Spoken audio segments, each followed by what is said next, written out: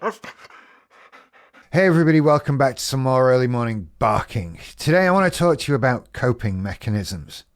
Coping mechanisms are important self-medicating things that we do to ourselves to deal with all of the mental health problems that we're dealing with. Be it BPD, MPD, ADHD, whatever. We've all got our coping mechanisms. And I think they become a blanket.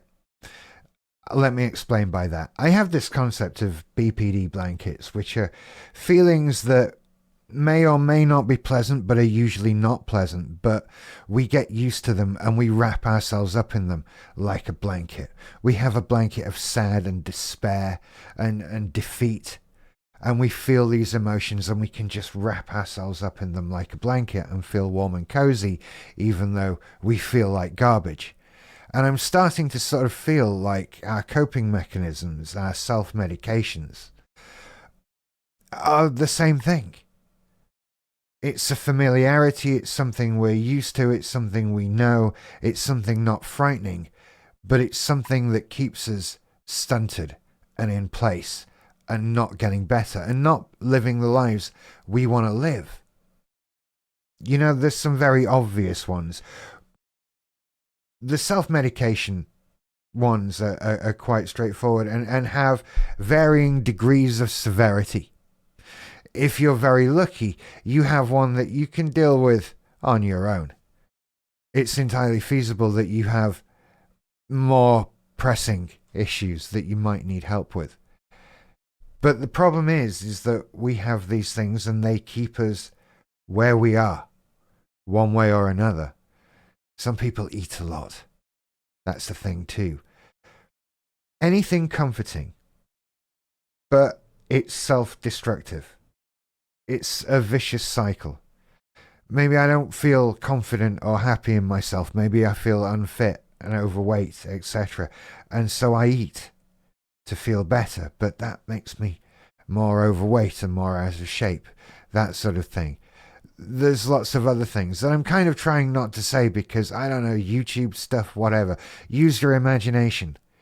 Things that we can do that take the pain away, one way or another, and put it off.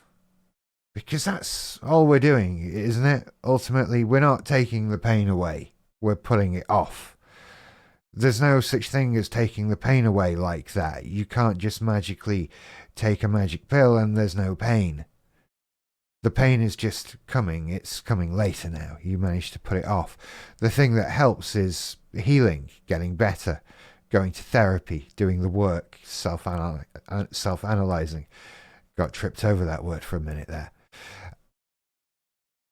These self-destructive behaviors do nothing but damages, really, and perpetuate. It's like hitting the pause button on life. And we're not people who want to be hitting the pause button on life, right? We're people who feel like, I don't know, this is how I feel. I don't know if I'm alone in this, but I feel like I've been cheated out of life. I feel like I've been in prison for 20 years. That's what it feels like. It feels like from the age of sort of 20 to 40, I was in jail, or may as well have been. Because it wasn't until I got better, until I got help, until I got therapy, and started dealing with the problems that were making me feel like I was, that I actually got out of that jail.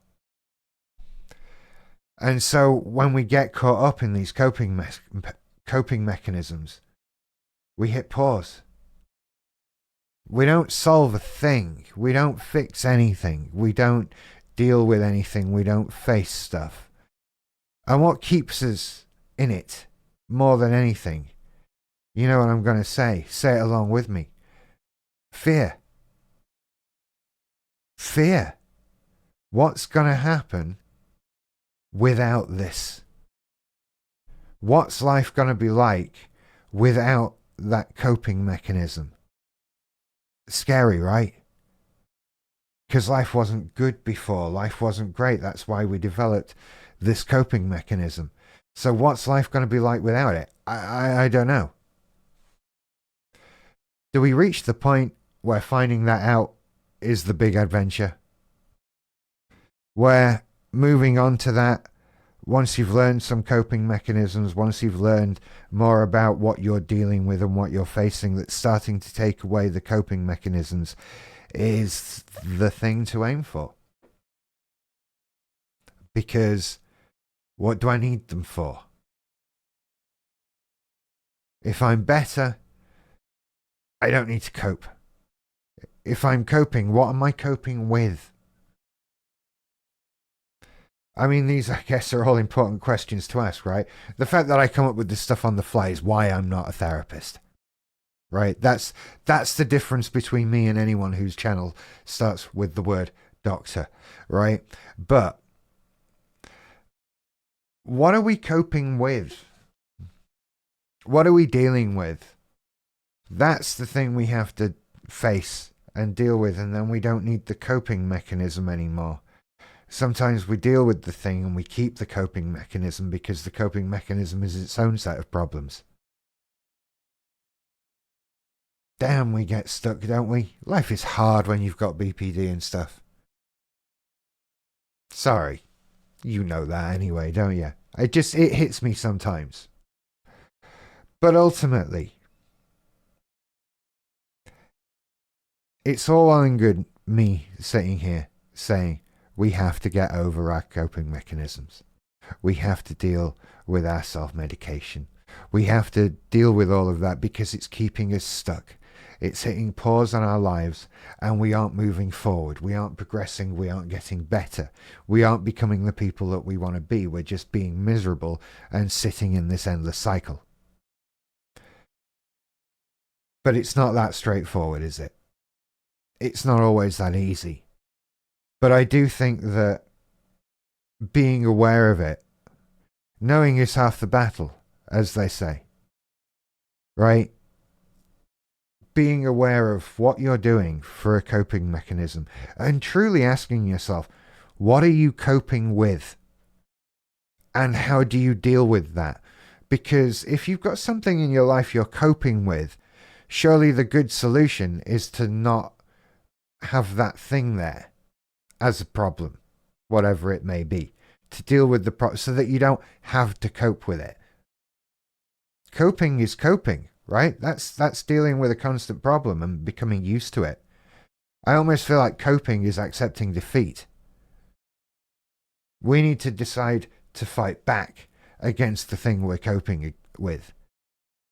To beat that, whatever it is. Don't beat people.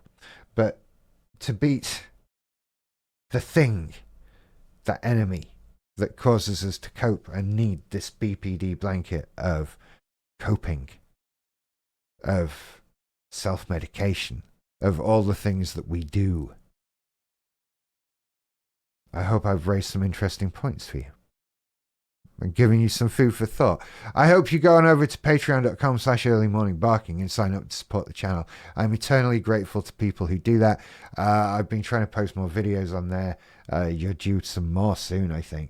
I really want to build up, like, do you know what? I've been missing the sense of community. If you just found the channel, you can turn off now. This is for long-time people, right? I've really been wanting to build up a sense of community and stuff. I've always wanted that. I missed that from the podcasting days. And I think at the moment, Patreon is the best place to do that. So I've just been posting random videos and stuff, and will continue to do so and aim to do more of that as well. So pop on over there. I'd love to see you. Thank you ever so much. You're all lovely, wonderful people. And I hope you're well. I'll see you later. Bye.